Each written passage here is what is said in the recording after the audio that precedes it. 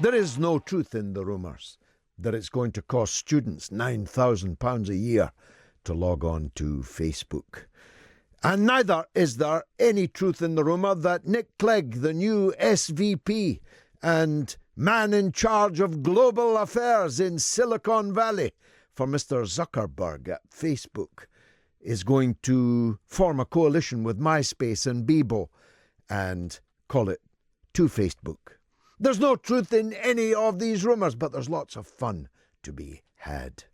He's done well, Sir Nick Clegg, a knighthood and now a residence in California, in Silicon Valley, the new Chief of Global Affairs. Mind you, if he is being paid in stock options, he'd be better to cash them in now, because the last mob he was in charge of lost almost all of its members of Parliament, lost 75% of its membership, lost some of its lustre. As my colleague Dan Wooten was just pointing out, Nick Clegg and Facebook were really, really popular in 2010. We'll be having some fun, not just with Sir Nick, but with the idea of politicians going through that revolving door. What would be the appropriate job for some of those? My colleague Tamer had a great one. If Theresa May had to leave office, the very thought of it, the very thought of Theresa May having to leave office, she could become a wheat farmer. That kind of gag, that's what I'm looking for, in writing or on the telephone. We'll be talking about Facebook and the public square, because he's got his work cut out for him, Sir Nick Clegg, because Facebook has suddenly become really, really unpopular. Let's take just one case in point.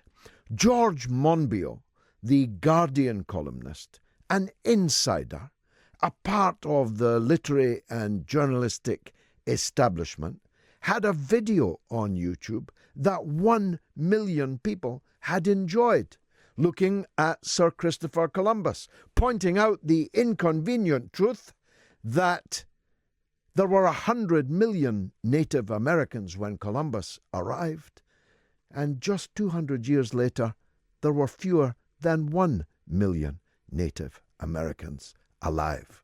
You can join the dots, you can do the maths. But George had a clear view on how that came about. He looked also at the British Empire and the crimes of in Kenya and elsewhere. It was a really popular video. I haven't yet seen it myself, but like millions of you, I'm now determined to, because the book that they ban always goes onto the bestseller list. Facebook took it down without explanation to George Monbiot, a milk and water green liberal. We're not talking a Bolshevik here. They took it down with no right of appeal. They are policing the public square, as are these other technology giants, in the interests of the powerful, in the interests of the prevailing orthodoxy, and they are exiling to the edges those with a different point of view. How's Nick Clegg going to spin that? Although, as one wag has just pointed out on Twitter, perhaps Mark Zuckerberg, like David Cameron before him, just needed somebody to make the coffee and do the photocopying. We'll be talking about Brexit and the very idea that Theresa May might be gone next week. It is perfectly possible that David Davis will be an agreed stand-in Prime Minister by next Friday. That means we'll be talking next Friday to a man that appeared in my documentary about Tony Blair and with whom I've been friendly for 30 years. He might be Prime Minister next week. Why? Because he can chew gum and walk in a straight line at the same time, neither of which attribute appears at the moment present in the form of our Prime Minister. We're talking about a woman who has almost overnight apparently lost the support of very substantial numbers of her own members of Parliament, albeit for diametrically opposed reasons. Some Tory MPs are against her because, despite being a Remainer, she is intending on, in one form or another, delivering the Brexit result that the referendum decided on. Others are against her for the opposite reason, that the Brexit she's going to come back with is not at all what they think the British people voted for. I speak, of course, on the eve of one of these soft shoe shuffles in central London, where the FBPE crowd, the Remainer crowd, with no dogs this time, it would appear, but the soft shoes and the waft of expensive cologne and chiffon scarves will be there in significant numbers, we're told. In fact, Alistair Campbell has insisted on BBC last night that the government must listen to the marchers in central London, which is passing strange because I was one of those at the front of a march of 2 million people in central London beseeching him and Tony Blair not to invade and occupy Iraq. And the same Alistair Campbell turned a deaf ear to all of us.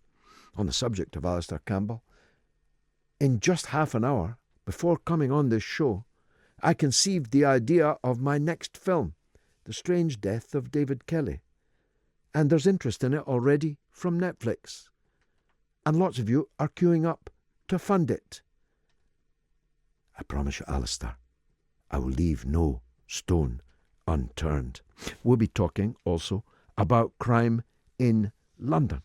We'll be talking about the murder of a father of 2 in Battersea in London this week. Of course, he's one of a very large number of people murdered, but his case captured my imagination, not least because I used to live around the corner from where this crime took place. He was a lorry driver. He was 46. He had 2 children, and he was stabbed to death. And it's thought that that was because he confronted drug dealers operating outside his door in his street. We'll be talking about Windrush and why we're not talking about it anymore. We'll be challenging the colour of First World War memory. Did you know? Well, that's an otiose question, because I know that you don't know. You don't know, and I didn't know until I read this book, that 4 million Asian and African soldiers were fighting for the British Army in the First World War. 4 million of them. And yet they have been airbrushed from the culture, from the popular memory of that war, the centenary of the ending of which, of course, we commemorate next month. We'll be talking also about, or I will, about Saudi Arabia and the hapless Jamal Khashoggi. I predicted here last week, and I think even the week before, I have been predicting from the rooftops that all has changed utterly in the wake of what is now generally accepted even by President Trump, the murder of a Washington Post columnist in the Saudi consulate in Istanbul. Some people say, well, why didn't people rise up over the deaths of children in school buses in Yemen? Why did people not rise up about the crucifixions, the beheadings, the cruel and unusual punishments for which Saudi Arabia has become infamous? And the reason is, dear listener, that no amount of Yemeni schoolchildren in this world of ours are worth a hair on the head of a Washington Post columnist, whom every congressman, every senator, every insider inside the Beltway knows as a personal friend. Some people said nothing would happen as a result, because Saudi Arabia is vastly rich and gives out arms contracts and controls the price of oil. I said, it is, it will. This is a bridge too far, even for the dictatorship in Saudi Arabia. And just like on so many other issues, I'm already being proved right. I have to say it's a monarchy and not a dictatorship. I'm not sure, Tamar, if there's a distinction or a difference in that. But I have to say it's a monarchy. What's the definition of a dictatorship? The definition of a dictatorship is one where nobody gets elected and where one man or a family or a clique run everything. That sounds like Saudi Arabia to me. But I have to say, it's a monarchy. Saudi Arabia, the monarchy, just like Luxembourg and England. Now, my first guest, I knew when he was, I think still at school, but when he was a young hopeful. He's now a distinguished member of the European Parliament for Labour for London. He's Claude Moraes. Claude, welcome. Good evening, George. It's a real pleasure to be on your show. Long time no speak. I'm very happy to connect with you again. You are, at least for the next few months, Sure. a member of the European Parliament. Tell us, first of all, what the atmosphere is like amongst British MEPs as unemployment hurtles towards them. To be honest, George, I mean, it's a strange one because, I mean, I'm the sort of last kind of chair of I mean, it's a big committee, Justice, Home Affairs, Civil Liberties. It's the big one. It's the biggest committee in the Parliament, and I'm still chair of it. And that is a very, very unusual position to be in. As you know, I was always passionate about asylum, refugees, migration. You once told me off for not being tough enough on it, and I learned a lesson from that, by the way. And to be honest, I'm doing that job. So for people like me who are still engaged, we just get on with it.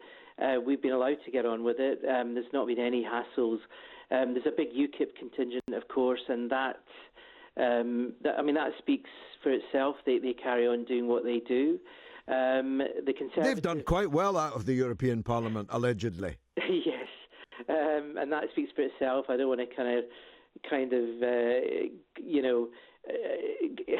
just add to what people will know anyway. But the Conservatives, they're interesting because they had that kind of split where they're no longer in the European People's Party. I mean, you know this stuff inside out, George, but to explain to the listeners, they went into this really dodgy kind of political group, the ECR, which is full of quite extreme politicians, and so now they're kind of not really anywhere near the kind of power They did withdraw from that, to be fair, yeah?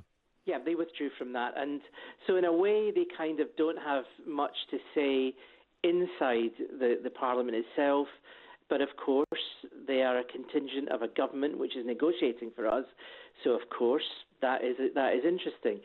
So yeah, so if you're doing your work, if you're getting on with it, and I know that you as a Member of Parliament, and I knew you as a Member of Parliament, you worked incredibly hard, and if you do that and you're engaged, of course, and it's the same for an MEP, I do my work. I'll be speaking at the Stand Up to Racism conference tomorrow with Dan and John McDonnell tomorrow.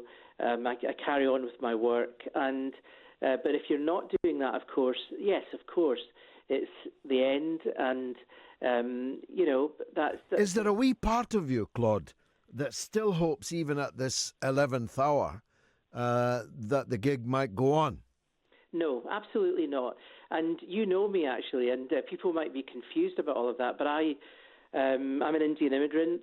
People won't know that from the name, but we came as a family to Beldovan Terrace, a poor part of Dundee, and I grew up knowing your politics, and I grew up there, and I was never, when I joined the European Parliament, some kind of Euro fanatic or anything. I had been a director of an NGO, Joint Council for the Welfare of Immigrants. I saw what Europe could perhaps do for the issues that I was interested in.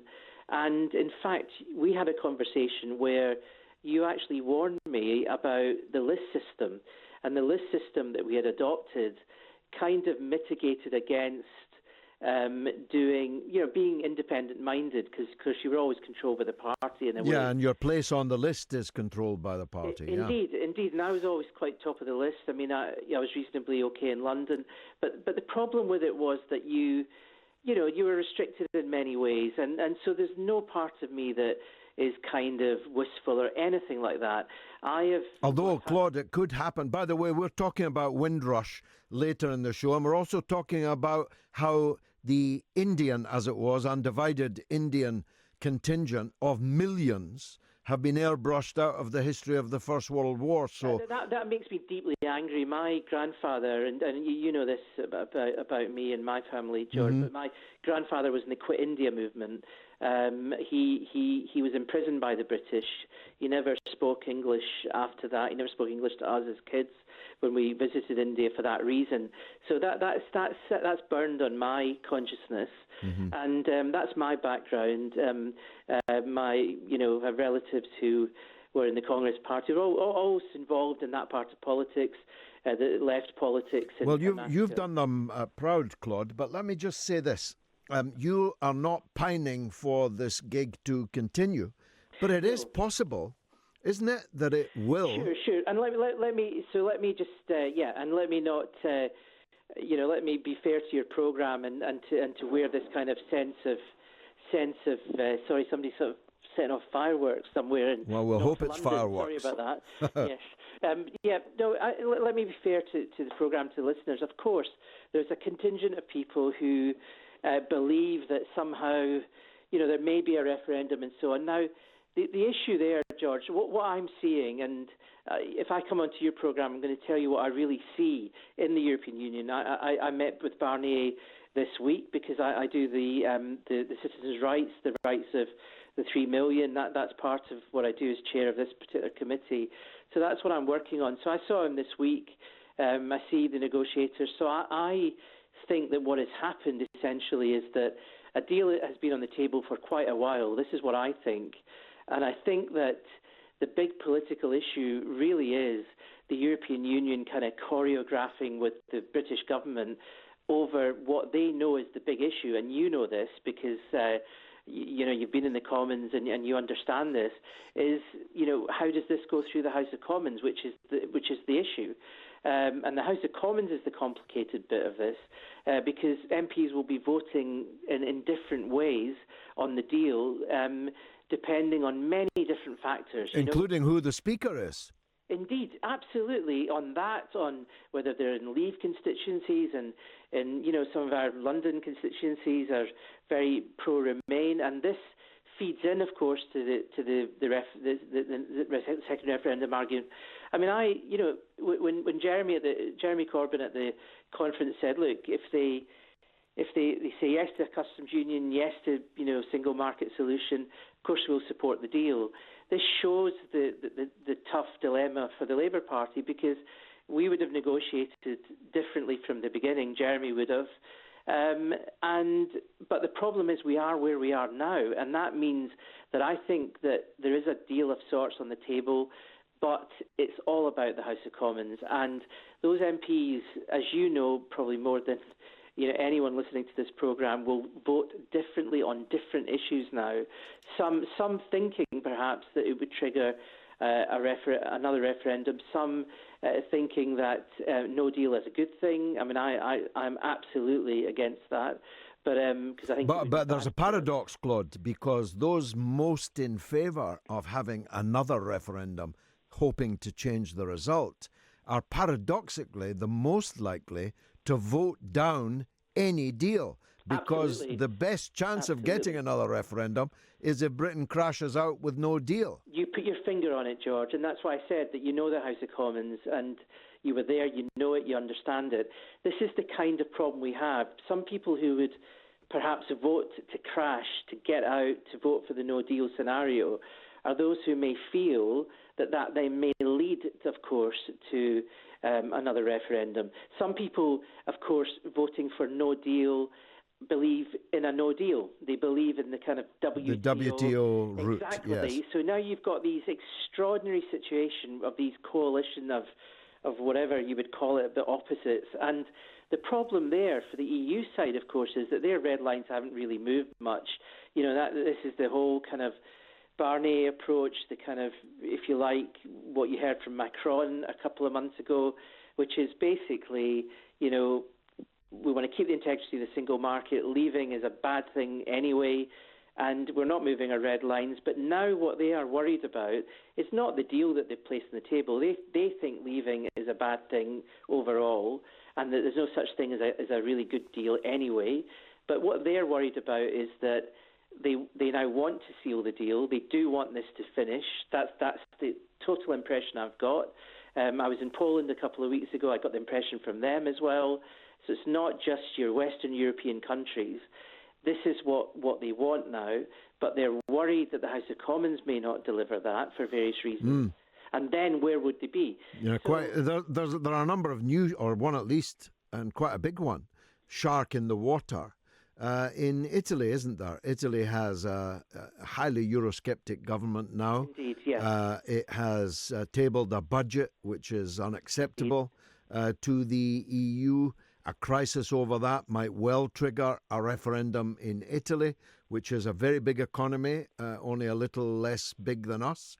So the danger of this becoming a running issue for the EU bureaucracy must be clear and present. What that's doing, George, and again, that's the beauty of coming on to your programme, because you see the bigger picture. What is happening with Salvini, and I was at a council meeting because I chair this committee, so the Parliament is represented at council meetings. I was actually at the meeting where he kicked off against the Luxembourg foreign minister, and so I had the big strop that was on YouTube and all the rest of it, Salvini.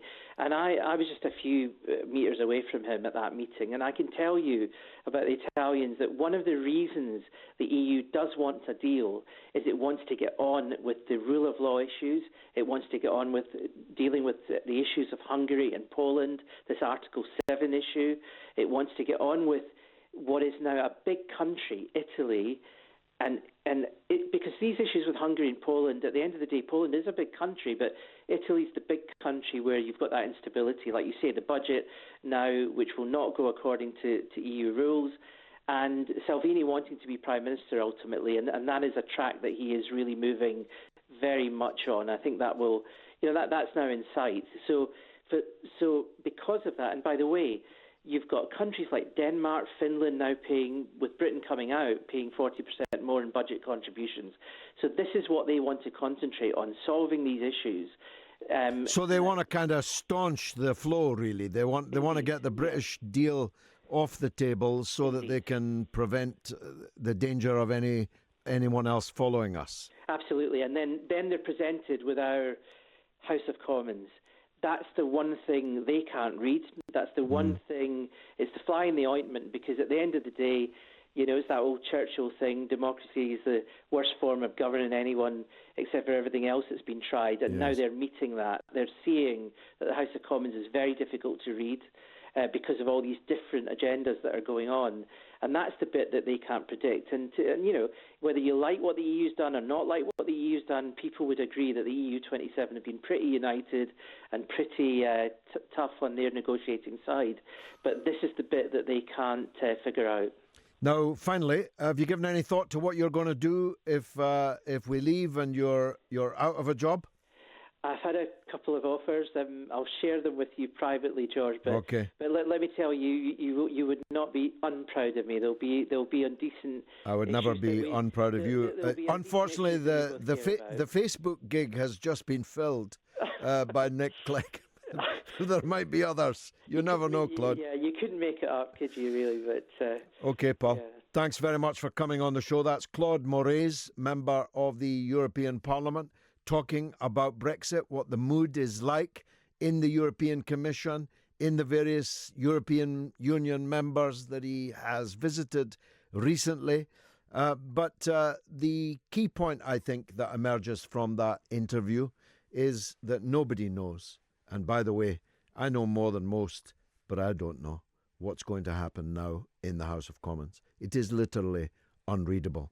And the lines are all now crossing. As I said, and Claude agreed with me, the people now most likely to vote for a no-deal Brexit are the people who least want us to leave the European Union. Work that one out. And the Labour Party, having said that it would vote down anything that doesn't meet the 6 tests, may well end up voting in significant numbers at least for Theresa May's deal. 100 or more Conservative MPs may very well vote against Theresa May's deal. The SNP may or may not have indicated to Theresa May in their talks this week what their attitude to whatever deal she has in mind is going to be. So the people who are, well, to all intents and purposes, virulently anti-conservative in the SNP group might end up sitting on their hands at the very least, and thus Theresa May's deal might well go through. The problem is, her deal isn't actually leaving the European Union at all. It's Brino. It's Brexit in name only. Because if we're staying in the customs union and we're staying in the single market for an indefinite period of time, well, the only thing that's changed is that Claude Moraes and the other British MEPs are out of a job. We are still in the EU. A. Crepello says Galloway is a preening self-publicist with disruptive tendencies and toxic views. And Mac says Galloway's having an ego-massaging service with the world's most boring man. He couldn't bring himself to call UKIP racist on the air there, but he was dying to. #snowflakes. And Simon, he's a regular listener and a regular texter, at great expense actually, and every single week. George, regarding alternative jobs for prominent peeps, George Galloway loves himself, commands praise, sees and knows everything, revels in devotion, up his own backside. George Galloway, otherwise known as God. Have a good niche show, he says, with an X. Actually, Simon, there's only one God, and it ain't me. But you are definitely my most assiduous listener. Phil says on the Twitter, on the issue of jobs for retired politicians, Phil says, I'm surprised David Cameron didn't become chairman of Aston Villa once he left office. Or was it West Ham? Very good.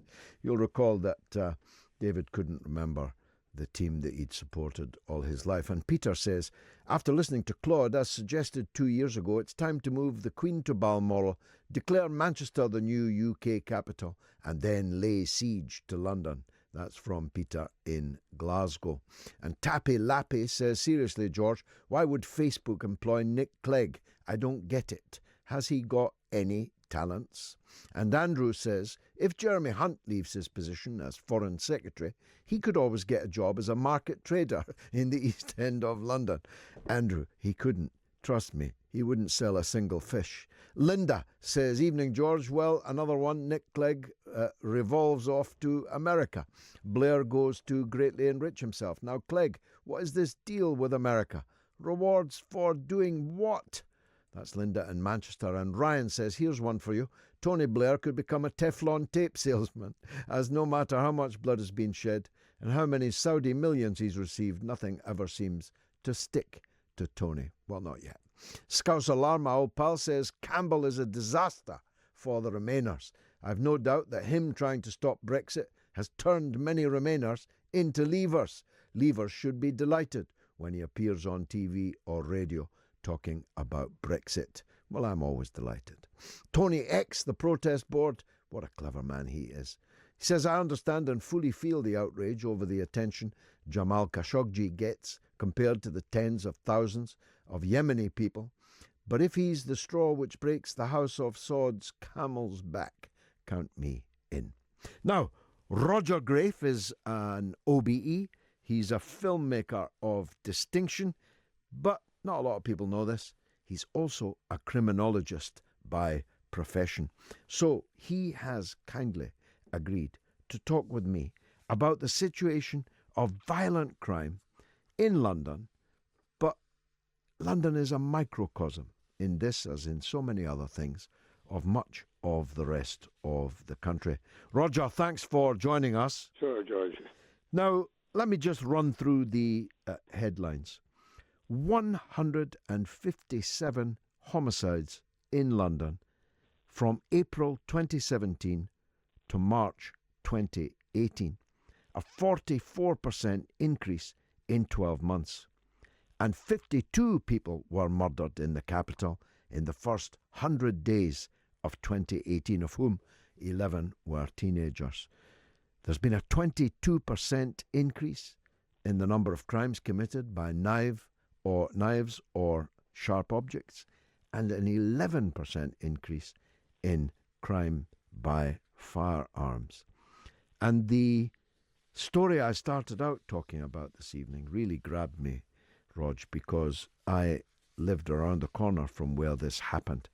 Ian Tomlin, father of 2 children, a 46-year-old lorry driver, is said to have, no proof of that, but said to have confronted people dealing drugs and ended up dead by stabbing. What's it all about, Roger? What is the reason for all this? Drugs play a really important part in this conversation. And it's really very interesting that Canada has started, yesterday or the day before, legalizing cannabis. And in order to decriminalize... They ran out of it in the first day, by the way. Yes, I'm not surprised.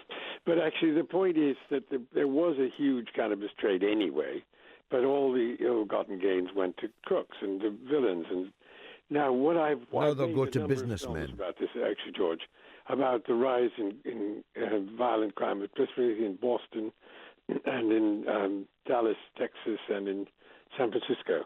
And what I found, it's particularly in Boston, was very interesting in the 1950s, is that when there's a supply of weapons, and when there's a supply of drugs, and when there's a market in which there's intense, when intense is a rather timid word compared to what we're talking about, fierce competition, these guys will stop at nothing. And the drugs themselves fuel the intensity of these encounters.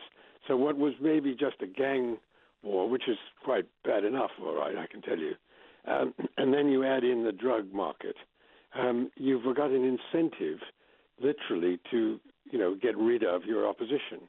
And this isn't capitalism in the conventional market forces at work, but actually underneath it all, you could say that this is market forces at its most horrible, just destroying your enemy in order to get their territory or anybody who's threatening the market that you supply. And some of the teenagers, there's a cycle which is very, very interesting, and I've watched this, where you get particularly cold-hearted children who really have no empathy in their teens, early, as young as 12 and 13. Hackney was being terrorized by 2 kids that were absolute sort of sociopaths anyway, and the gangs that they were running joined them in order not to be killed by them, and that was just a kind of madness. But you add in the drug element, then they will choose the disciples of those kids or the kids themselves to become drug mules, and they start going around in bicycles because they don't get the same penalty that adults do if the cops stop them, and they give them knives or guns. Now, when that happens, what happens is 2 interesting things. Not everybody else ends up, cycling drugs around, but those guys are so kind of dominant in their peer group that the people around them are impressed by that, and they've got a lot of money. They've got money, yeah. And they're cool. So what you then find is that the weapons become a kind of fashion statement. Plus, I mean, in my experience, I'm older than you are, George. I'm 82 now. Wow. And I can tell you, I remember my childhood, what adolescence was very complicated, but that's just the emotional side. I think teenagers being a teenager, especially in cities, is much, much harder now, just literally because of the threats from other teenagers or older boys who are just, somehow or other violence in that sense in these situations has become cool. And that I think, what I'm really trying to describe to you is a kind of cultural acceptance of a kind of brutality which was not present in either of our teenagers, or in fact until really the flow of drugs and then weapons from places like the end of the Kosovan War and other things that came into England and have become available very cheaply for dealers to just supply these teenagers with weapons, who then influence other kids to say, look, either you've got to have tool up yourself with a knife just to protect yourself, not to threaten other people. But that means a fight that would have been with fists or bottles or even baseball bats suddenly becomes lethal. I'm stunned. I'm stunned in a way by the eloquence of how you have painted that picture. Two things stand out: the drugs and the weapons. Let's deal with the easier one first, the weapons. Knives are in plenty in everybody's kitchen. They're probably not coming in from outside. No, they don't need to, but you're right. But I'm just saying that the kids are then the ones who either want to be cool or are scared by the cool ones will carry knives who wouldn't have done in our day. Yeah. What about the guns? Where are these? I heard once from someone on here that most of the firearms coming in here are coming from the Balkans, coming from Kosovo. That's right. That's to correct. Be precise. That's correct. Yeah. How is it that we're unable to interdict those? Well, they don't exactly come in, on Amazon, but I mean, it is very easy for people to just bring them in. It's very, very hard to stop them. I mean, a lot of them will come in by post. Some of them will come in smuggled in. We're talking about needles and haystacks here. Really? And George, one of the things that I'm terrified of, and I mean terrified, is the capacity apparently of 3D printers to make a fireable, revolver. I don't understand 3D printers yet. I haven't really got my head around it. No, you and me both. You can do it. You can actually make a gun with a 3D printer. What about the drugs? What are we going to do about that? First of all, what kind of drugs are they that are fueling all of this, or much of this? Well, it's interesting, this, actually, because, cocaine is the obvious one, and crack cocaine. And I'm going to tell you a story which is really, again, a tragic story. It goes back to I think it's the 90s now when I think about it, maybe even in the late 80s. But when LSD first came in, and when ease first came in, they were the drug of happiness. That there would be these rock concerts where, like in, where was it?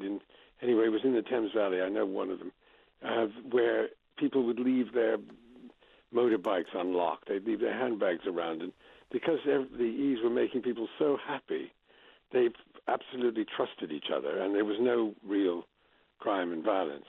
And then in the Sobel Center in Islington, a couple, first of all, they were also very vulnerable, and Thames Valley Police made the terrible mistake of clearing away the pop concert a day early, and suddenly they were in a very kind of aggressive manner. And those of us who were looking all this, were really shocked by how really heartless and rather cruel it was to clear away a perfectly peaceful pop festival, which had been given permission to stay for that extra day. But the commander was replaced, and then he just said, "I'm clearing away. I won't have all these hippies having fun. It's threatening." So, which it wasn't, okay? So we then move on to the next one, which is in the Sobel Center in Islington. And the gangs from Brixton came in with crack cocaine, right? Now, they introduced crack cocaine to this, hundreds, if not thousands, of dancers who were on ease. And crack cocaine makes you paranoid in seconds. Yeah. So suddenly, what had been a peaceful kind of love-in turns into something very aggressive. And the spread of crack cocaine in the early 90s changed a lot of people's experience of drugs. And cocaine doesn't do that necessarily, although it can. But now then you have ketamine. You've got these new synthetic highs, which are some of them are not illegal yet because they haven't even been kind of legislated against. And you get a kind of degree of violence in the whole drug experience, which is completely at odds with the LSD and E's, the feeling of a trip, which doesn't sound bad. I mean, you can have bad trips on those things, but it wasn't making violence against other people, whereas some of these things do. So you add in this paranoid drugs, and then you have skunk, which is 10 times higher than anything that people in the 60s were smoking. And then now you've got this spice, which we're filming in prisons right now.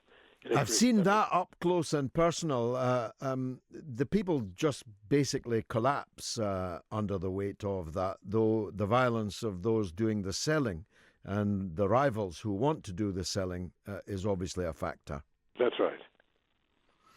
That's right. But I'm just saying the whole experience, the drug experience, which at least in the 60s was positive and right up through to E's, could be regarded as just, part of the kind of loving attitude, had became violent with the introduction of crack cocaine. You see, there's kind of nothing the state can do other than seek to fight a war against crack cocaine. You could make an argument, I hear it all the time, I don't myself agree with it, that you could legalize marijuana, hashish, without materially worsening the situation we're in. But you couldn't make that argument for crack cocaine. No, of course you couldn't.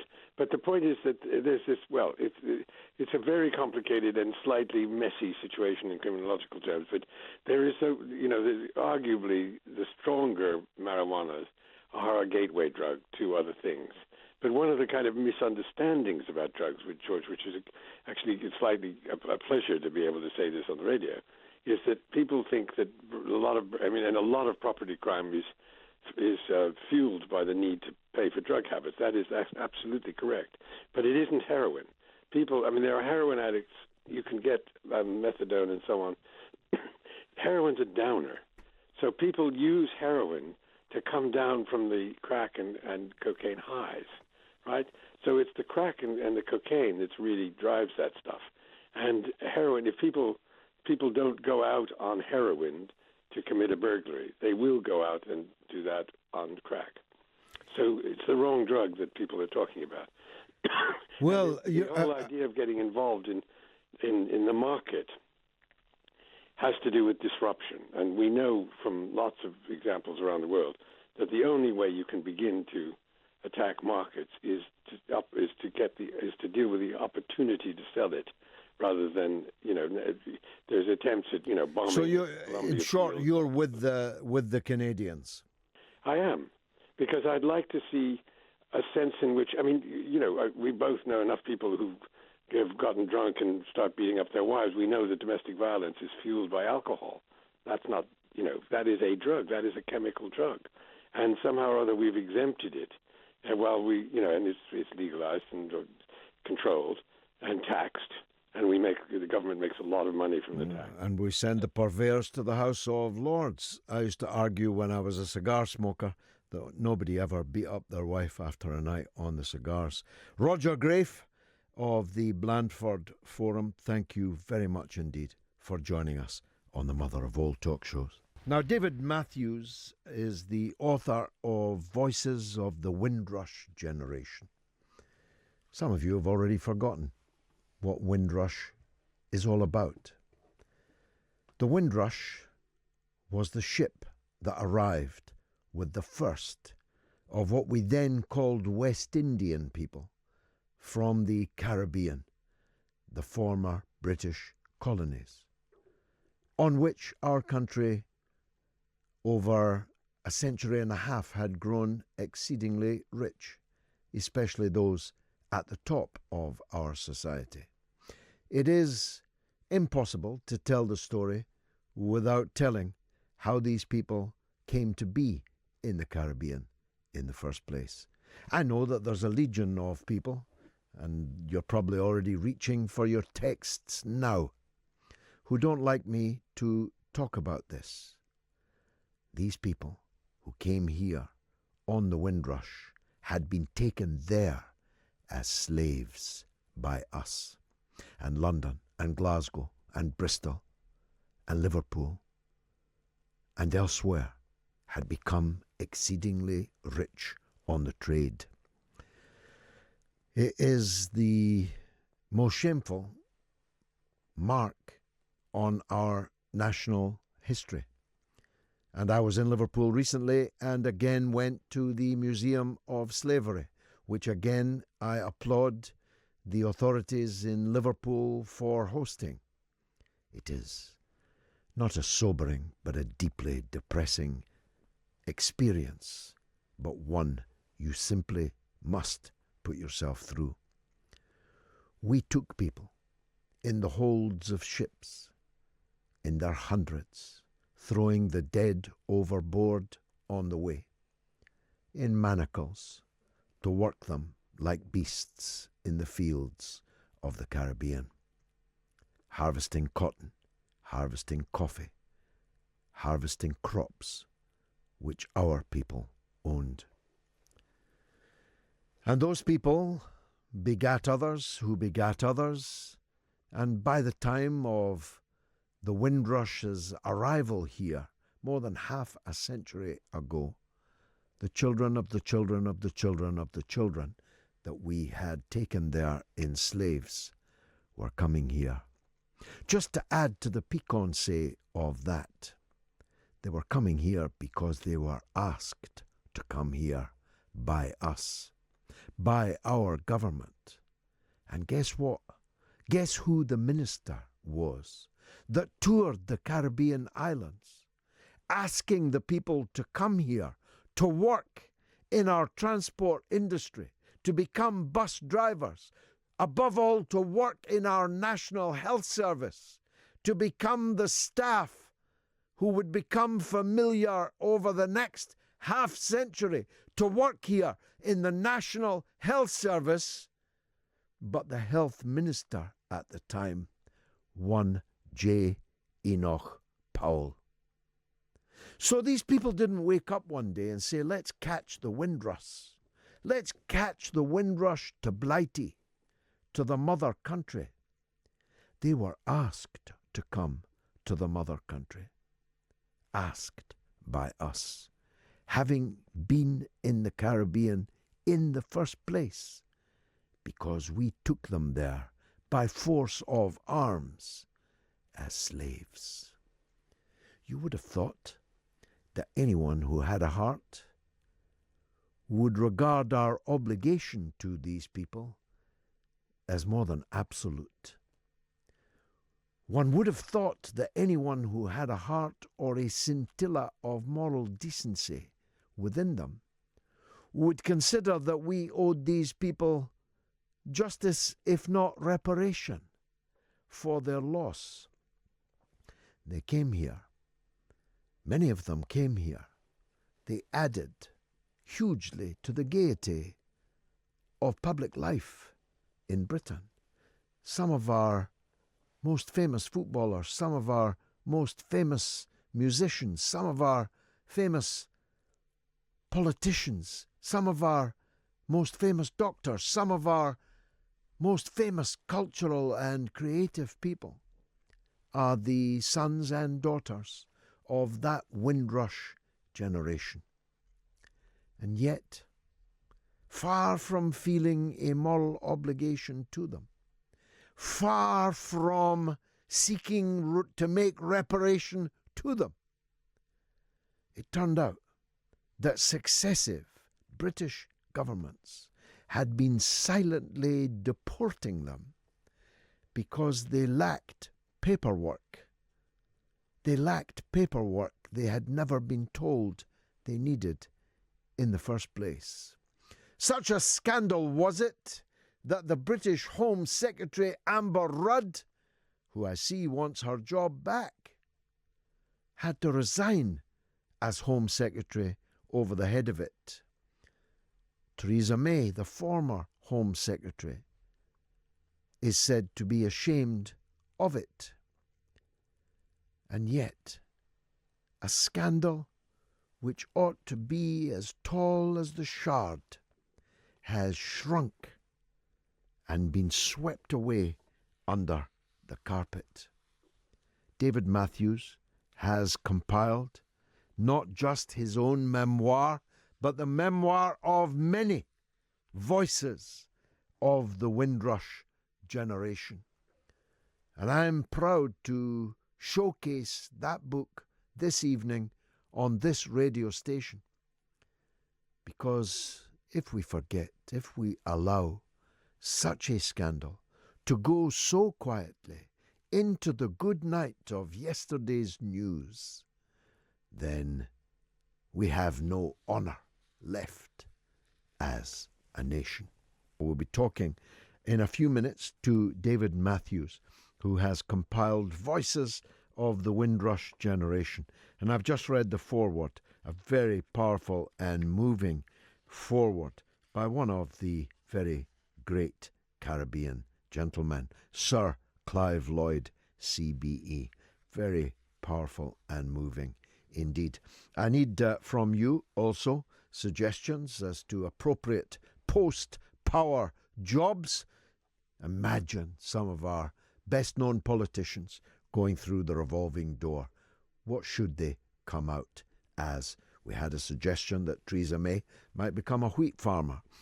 Others have suggested, in various degrees of colour and off-colour, that David Cameron may already be a farmer.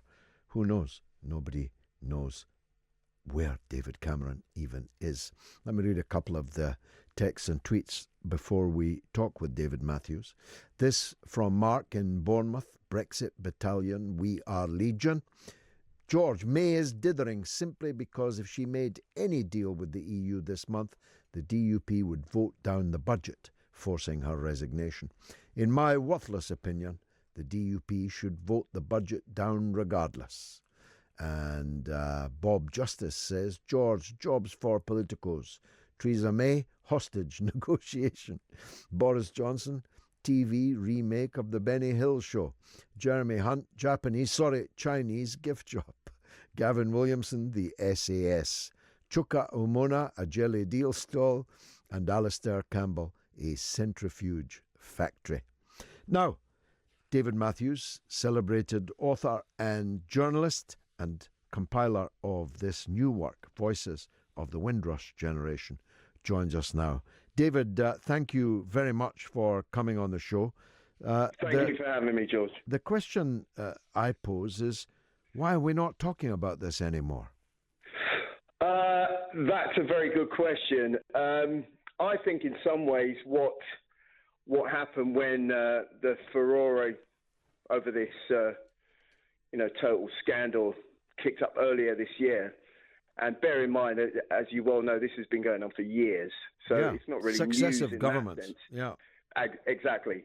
But when it blew up, I think that there was a sense that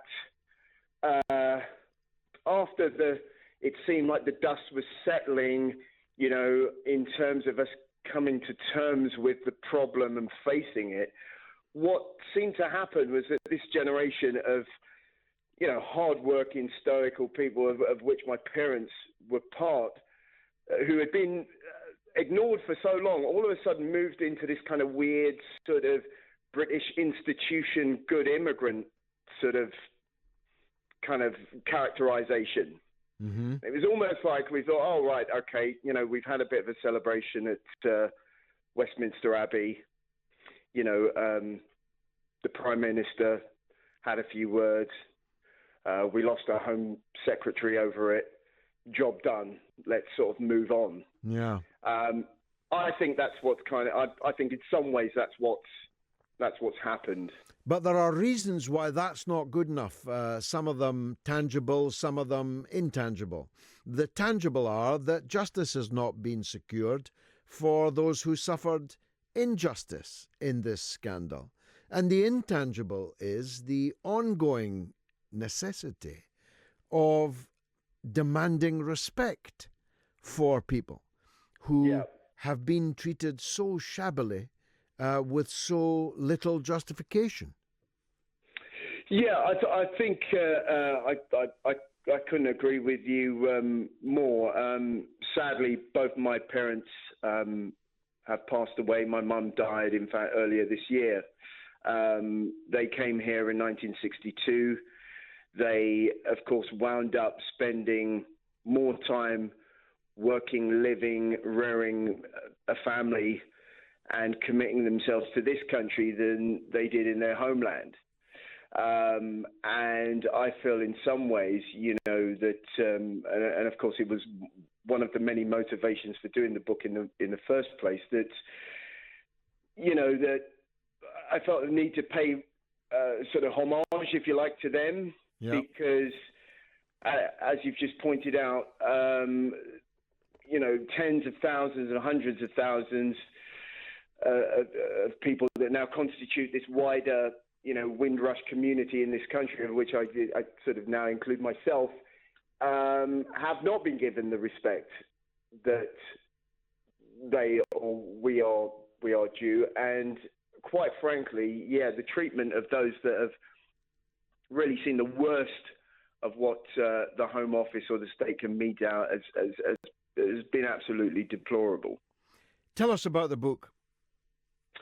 So, all that said, what I wanted to do with the book was really avoid the scandal, insofar as I didn't want to, if you like, have the community mired or, again, just sort of, categorized by doom and gloom and whatnot. Like I said, in part, in paying homage to my parents and their generation and their contemporaries, I wanted to just give a voice to people who have largely been voiceless. And I say that not just in terms of the wider community not really knowing what the Windrush generation went through. Even, people like myself, the children of the Windrush generation, many of us have never really fully comprehended or understood where our parents came from, what they came to, and what they had to sacrifice in that process. Because a lot of the time, our parents just didn't say anything. They just got their head down and got on with it. And when you asked them about it, they were like, it's kind of, that's life. They had an agenda, if you like. Like I say, they got their heads down and they just got on with it. So it takes, and it took, quite a lot of probing to get out of people just really the conditions that they faced when they got here, how they got on with people, how they didn't get on with people a lot of the time, the discrimination that they faced. But of course, on the positive side of it, how they worked together, they lived together, they built houses, they built families, and I would say they kind of revolutionized the cultural landscape of Britain. Without a doubt, places like Notting Hill, where many went to live, not many can afford to do so now, is in a way remembered every year at the Notting Hill Carnival, isn't it? That's right, and often people think that Carnival is just a sort of jump up, and a kind of excuse to drink one too many Red Stripes. But of course, it celebrates historically the emancipation of slaves throughout the slave-owning diaspora, if you like. But also, it celebrates in a more contemporary sense the arrival and the lives of people from the Caribbean, or sort of specifically what was the British West Indies, if you like, back in the day.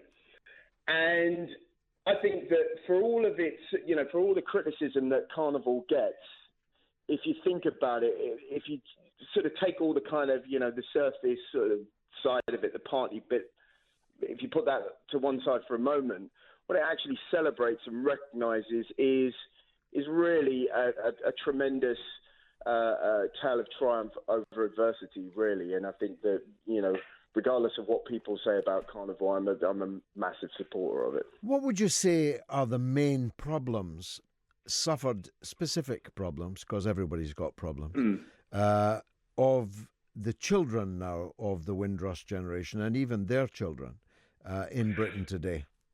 That's a really good question. I mean, I think what what has happened, and I was reminded of this the other day when I came across that, again, another awful story about the GCSE sociology book that castigated Caribbean fathers for being absent and feckless and all this sort of rubbish. I was reminded that we are, we're often seen in a way as being a sort of atomized group of people disconnected from the ruck and roar of mainstream sort of society, the other. But that's kind of, on the one hand, that's part of, or the legacy of migration. We see it now in China, in India, in Eastern Europe. Hundreds of thousands, millions of people the world over are moving from one place to another for economic reasons. And as a result of that, they wind up leaving their children behind, or the children are having to be raised by, grandparents and so on and so on and so forth. And this, of course, happened to the West Indian community or the African Caribbean community in this country, not because of something in our DNA. It's purely economics. So what we face now is that increasingly, because 70 years down the line from the arrival of the Windrush, we're still having to deal with institutionalized racism. We're still having to do with structural inequality. And much of that has come from, in part is connected to a generation that, like I say, they got their head down, they had to work hard, they had to make sacrifices for that. And I think in some ways, yes, that has impacted on further generations. Well, I've got a caller. Stay on the line, David, because I've got a caller on this subject. Andrew in Burton-upon-Trent. Andrew, welcome. Your son was treated badly. We know that. He had real difficulties encountering some of the things that David is talking about and has written about. What would you like to say? Hi, George. Hi, David. Hi. I have 4 children who are black, and throughout their lives, they have had to struggle. One is now a doctor, wanted to be a surgeon, but has opted to eventually end up as a GP because when she went to Oxford University, suffered humongous racism. And when she went to the surgery team on her rota to be a doctor, was told, unless as a woman you've got no chance to be on our team, and as a black woman you must sleep with all of us first before you'll get anywhere in surgery, which she reported, and there were people taken to task, but it put her off, so she ended up being a GP. My son, another black child, walking along the road in a mainly white predominant area, was stopped 6 or 7 times by the police and accused of being part of different crimes purely because, in my opinion, when I went to court as somebody who had fought for this country and explained to the judge that the police were harassing my son, who was actually charged with quite serious offences, the judge, and I actually wore my medals on my chest, the judge actually berated the police in what they'd done to my son because, in effect, they'd ruined his life. He now has to work in a factory. And he was a very bright student. So I have fought all my life, and I very much associate with what David's saying, from a Windrush generation, and you were talking about it earlier, George, about the problems in London, black-on-black crime, black-on-black associated with drugs, and still we go on. Still, black children, black people have to to work or have to demonstrate 4 or 5 times more than their white counterparts. Well, that's a powerful point. Just to make this point, though, Andrew, my father worked, God rest his soul, all of his life in a factory. Your life's not ruined because you go to work in a factory. I just needed to make that point. No, I agree, George. But when you want an academic career... What, was he convicted? Why was he not able to... He was convicted. He was convicted of an alleged violent offence. Well, it's not alleged if he was convicted. Well, he was. I had to go to court because he was charged with a violent offence. Yeah. Okay, I've got that point, Andrew. David. And I didn't want him to be convicted, so as a father, I had to stand up in court. And it worked out not too badly, but the hassle we had over that was horrific. And thanks. I'm just saying... thanks, Andrew. The conviction aside, let's have David respond to what you've said. David, please.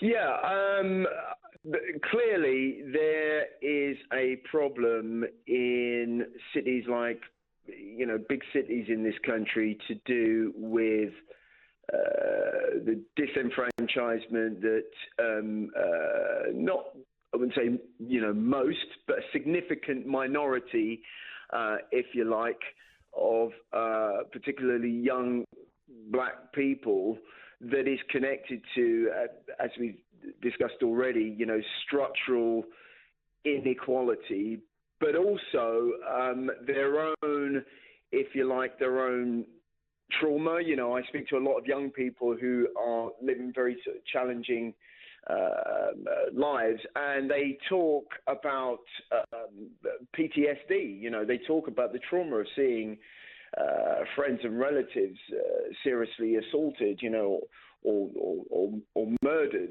They talk about the prevalence of crime in their areas and drug dealing and what have you. This stuff is not a fantasy, and while it's not the reality for most people, period, and most black people within the community, it's still significant, and it has serious implications for the community as a whole, because we are small in number. Many people will be affected 1, 2, 3 degrees of separation from anything that happens in the black community. So it's something that, like I say, 70 years down the line, from our arrival here, we're still dealing with this stuff. So there is a paradox in this discussion, isn't there? That tomorrow the football's back on. In every team, virtually every team, will be children, grandchildren of the Windrush generation, and they are amongst the biggest heroes in the country. And white boys and men will be chanting their names and cheering them on. Ditto in the record stores, if they still have such things. Ditto in all kinds of cultural fields. Your community is actually really popular on one level. But on another level, we have these enduring issues that we're touching on tonight. Yes, and that's a very interesting point, and an irony, if you like, that I wrestle with quite often. I think, George, that here, as is the case in America and other countries in the diaspora or in the West, where there are significant black populations, that many people, I don't want to say, most, or I can put a finger on it, but I think many of the mainstream, if you like, populations of these places have a particular relationship with black people, and it's a relationship that's based on not just decades but centuries of a particular contract, if you like. And that contract generally is that we are here to serve, to service, to entertain, to provide, but somehow we are not.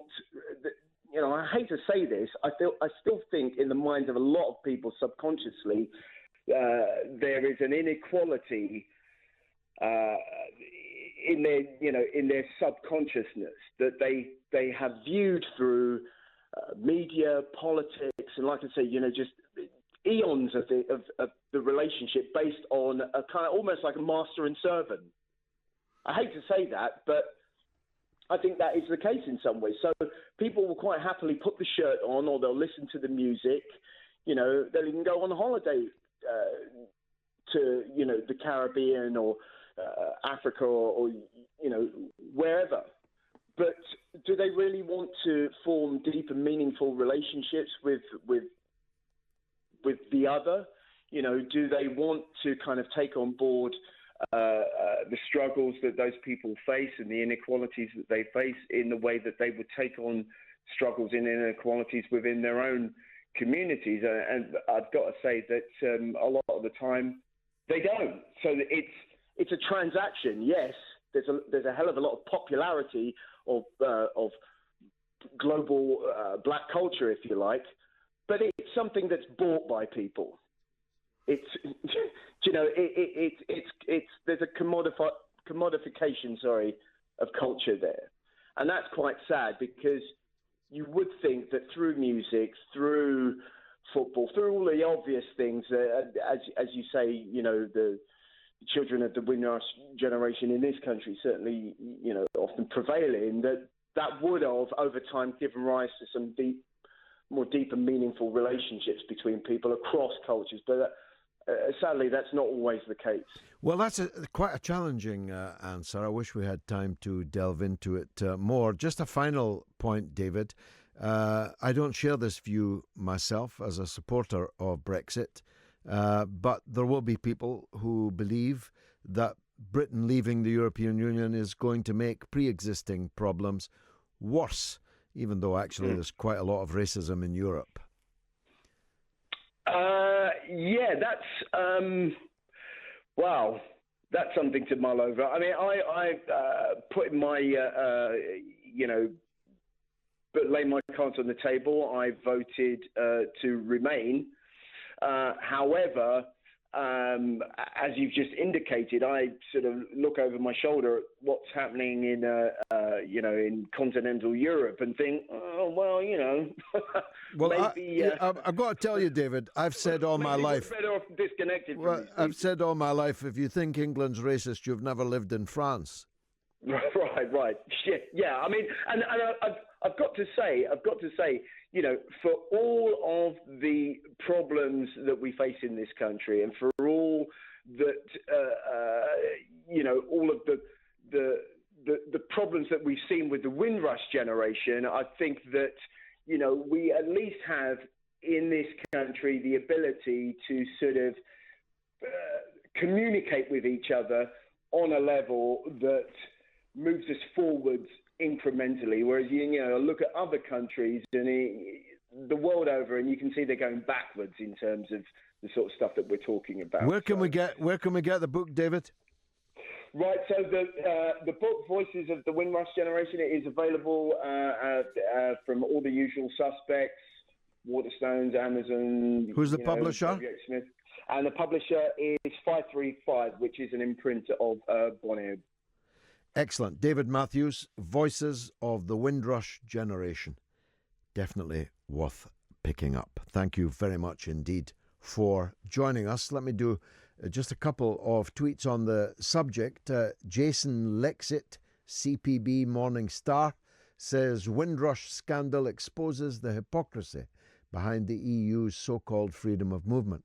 Alongside free movement for EU citizens, a growing wall of legislation was built to keep out Commonwealth citizens who cared, not those leading tomorrow's FBPE picnic. I must say, Jason, I agree with that entirely. Hedy says, George, when Pele predicted that an African team would win the Football World Cup before 2000, people said he'd got it wrong. Au contraire. I seem to recall Pogba holding that trophy aloft with the superlative sons of Africa who've given grace and elegance to our game. Portugal played their reserve team against Scotland the other night, and almost every player was black, and very good they were too. Patrick O'Shaughnessy says, many street names in Glasgow's merchant city celebrate the slave trade. I dare say it's the same in every major British port. The families of the old money, most of whom very wealthy to this day, haven't been held to account. Why shouldn't they be? I think that's a very good question. By the way, the Beatles' song Penny Lane is about an actual street in Liverpool called Penny Lane. Who was Penny? He was a slave trader. Now, I had the privilege for my television show, which goes out tomorrow, of interviewing my next guest just yesterday. He is Professor Santanu Das. He's an academic and an author of distinction. I didn't know quite how much distinction until I interviewed him.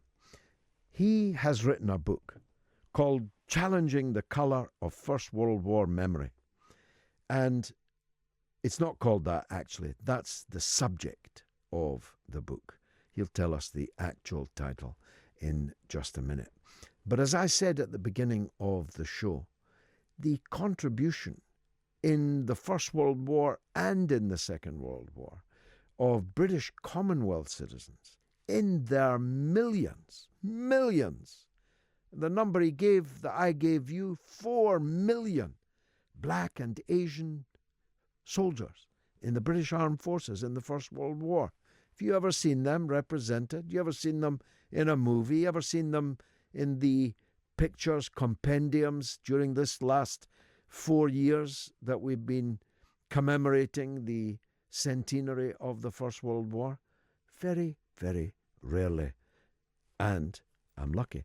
Professor Santanu Das has agreed to join us this evening. Professor, thanks very much for coming on the show. Pleasure. Just summarise, if you would, the intention of the book and the content of the book. I think my intention was to show how wide, actually massive, the contribution of non-white soldiers were to the First World War, with a focus on South Asians, Indians, Pakistanis, Bangladeshis, and thus, as you said so rightly, to challenge the colour of memory. It's not just white. It is an extraordinary thing that that contribution was made and yet not actually even remembered. Why is that? Well, it is quite extraordinary because we hear about the Australian or the Canadian contribution. Yes, we do all the time. In Gallipoli, for example, we hear about it, not least because it was a savage blunder which cost the lives of many Australian and New Zealand servicemen needlessly, pointlessly. Absolutely. But Gallipoli also had a huge number of British Indian troops there. Absolutely, that's what I was going to say. And it is completely airbrushed, not just out of European memory, but in Australian memory. They never mentioned that in Gallipoli there were an enormous amount of Indians, and that more British troops were killed in Gallipoli than Australians or New Zealanders. No, yeah, but why? Is it racism or what is it? Two things. The first thing is that the Indian soldiers, they were largely non-literate. They did not know how to read or write, and thus did not leave behind the letters, poetry, short stories, diaries, which formed the cornerstone of First World War memory. And the second, I think, in Europe, they were known during the war, but once the war was completed, the whole nationalist movement of India took force. And that's what India is remembered for. So the soldiers were fighting for the wrong side for India. And out of institutional racist reasons, they were airbrushed out of European memory. Now, it was by no means a foregone conclusion that a very substantial, huge section of British India, if I can use that horrid term, would fight for the British because the Turks, the Ottomans, were the caliphate to which all Muslims in the world notionally owed allegiance. Yet here the British were asking Muslim soldiers from the subcontinent to fight against the Ottomans, whose caliph had called the German war effort a jihad, a holy war. It is very interesting that all these Muslim soldiers were fighting against the Ottomans, their co-religionists, but partly because they were subjects of the Muslim princes, and the Muslim princes were completely, in that sense, in the pocket of the British administrative Raj. Because the moment the war was declared, all these native princes immediately showed their allegiance, and then they commanded their Muslim subjects to fight for the British. And most of the soldiers were very poor, and they would get 11 rupees, which would be like 1 penny. But that was a huge amount of money for them. So I guess in some ways livelihood before religion. Now, it won't surprise that many people that there were substantial numbers of troops from the black and Asian populations of the British Empire fighting on the Eastern Front. But it must have been very exotic for both the soldiers and the civilians when substantial numbers of these forces began to arrive in Europe on the Western Front. Yes, there was this sense of amazement on both sides. Like when the Indians first got off the ship at Marseille, people tried kind of calling out Hindus, and the women would come and try to kiss them, some of them, and touch them. And some of the women also wanted to shave off the beards of Sikhs, thinking they had been in the ship for too long. But on the other hand, for these Indians and many of the West Indian and Senegalese troops, it was also quite magical. They would call this land fairyland, but then they would often form this very close relationship with this elderly French women whose sons had gone out to battle, and would call them French mothers. And even after going back to India or West Indies after the war, they kept up this correspondence with their French mothers. And it's interesting, it's with the French they have this relationship, not with the British troops. Was there a predisposition amongst the French to be more accepting? I think the French were, because with the British Indian Army, the Indians were separate, whereas the French insisted on a kind of mixed regiment, and for the French, the Indians were really exotic. So I don't think the French were colorblind, but they were a bit dazzled by the Indians, whereas they were slightly more racist towards their own Senegalese troops. Senegal being a French colony at that time. Absolutely, and there is also a class dimension, because the French would often be quite open to black American troops, but be a bit racist towards their own Senegalese subjects. So, it's not just color, but lots of other things inflecting that color consciousness. Now, you have produced this book. It's a very fine book. Tell us the proper title, because I gave the wrong one. Don't worry, it's a bit of a mouthful. It's called India, Empire and First World War Culture, Writings, Images and Songs. And songs, I think, are absolutely central, because these men were non-literate. They did not know how to read or write, but they were immensely literary. They came from this robust oral cultures of the villages. So there would be a lot of singing and recitation and conversation that I've tried to recover. Now, these soldiers all went back, of course, most of them anyway, to their own countries. In the case of the Indian soldiers, as you said before, not very long, they were in the obvious position of asking, well, we've been to Europe, we've met the British, they're not gods. Why should we allow 60,000 of them to run our country of hundreds of millions? Absolutely, because I think one of the biggest factors, or one of the biggest things that they realized, was that white people, they were not invincible, and they were just absolutely appalled. They watched in horror white men kill each other. So if Europe could not contain its own violence, how can it claim the so-called moral right to civilize the rest of the world? In that sense, did the war accelerate the struggle for Indian freedom? I think it did. I don't think there's a straight line between war experience and then, immediately followed by the Amritsar massacre and then the nationalist movement.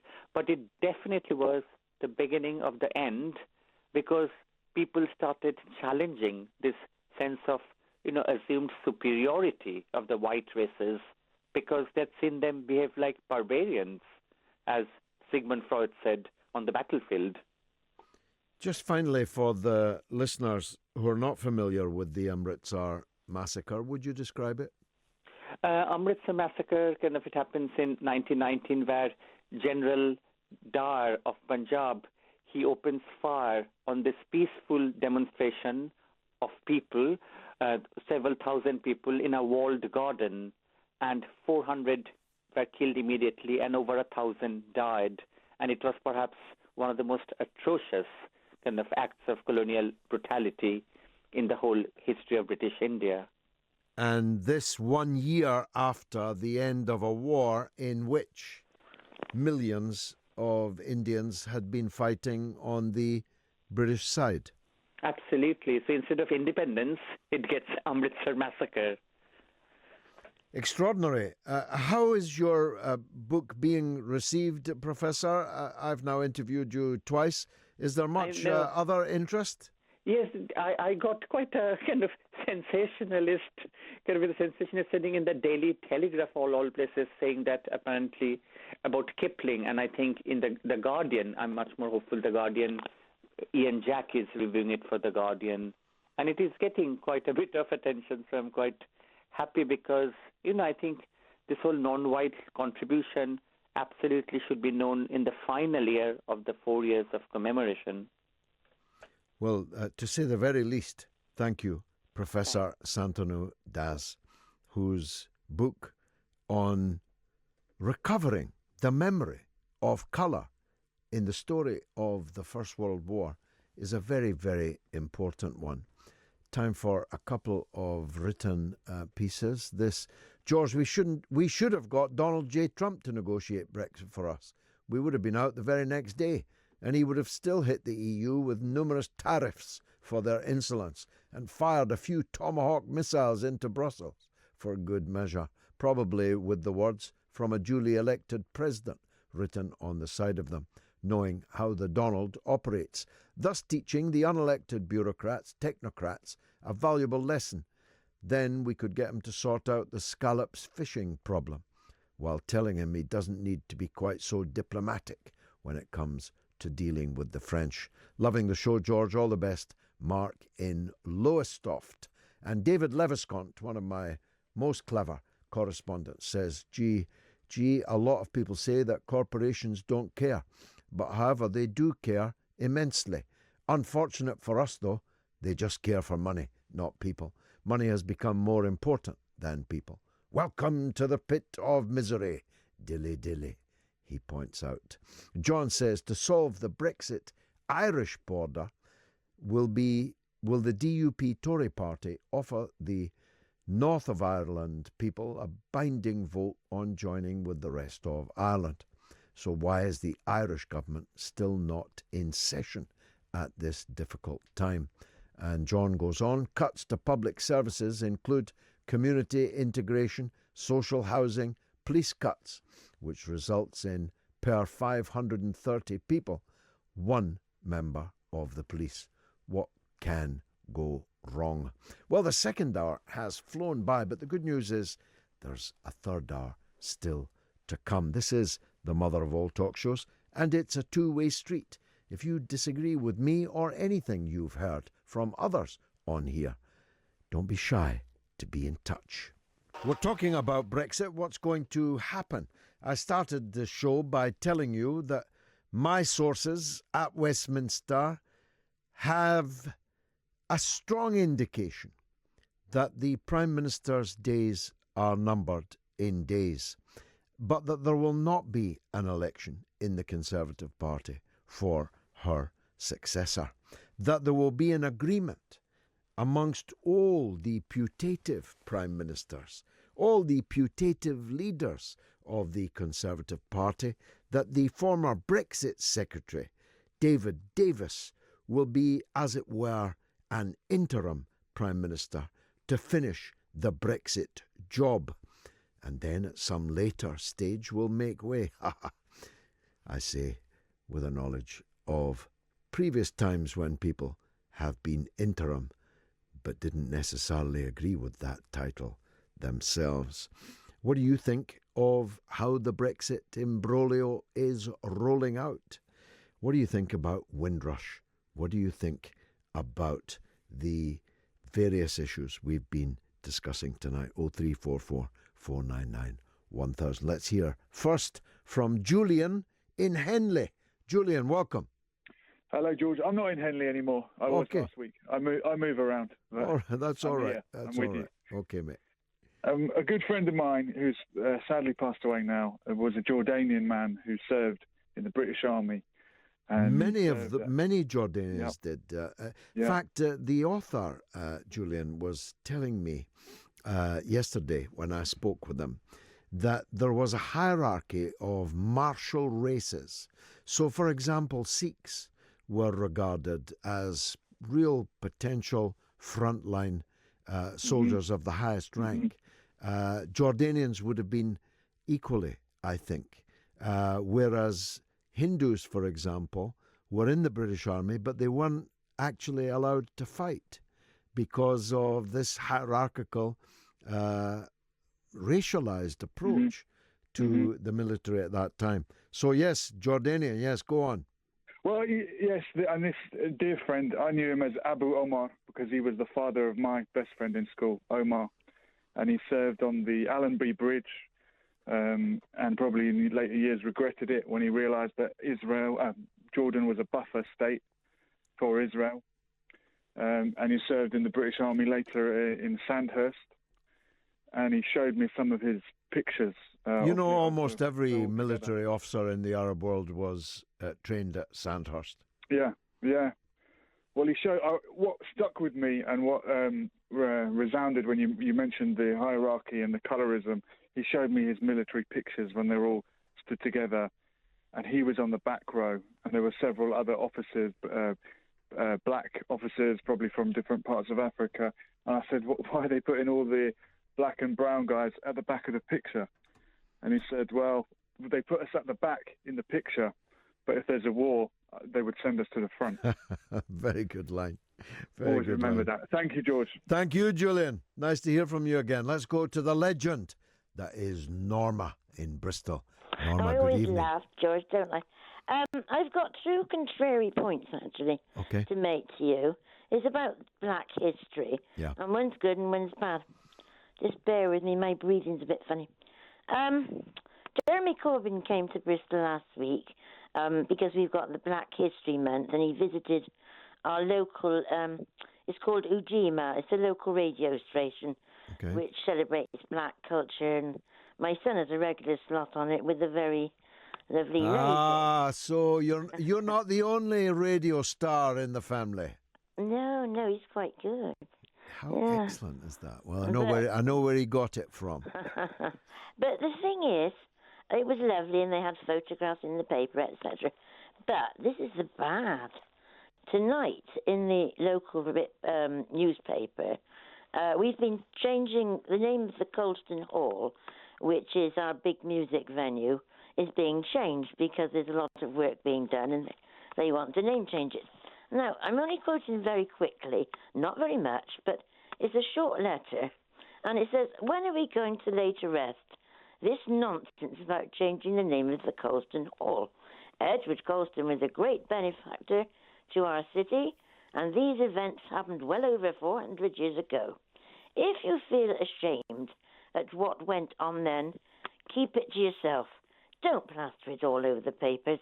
My great-great-great-grandson, father, Sir John Hawkins, was supposedly one of the leaders of the slave trade. Do I feel ashamed? Of course I don't. I say to all you people, get a life.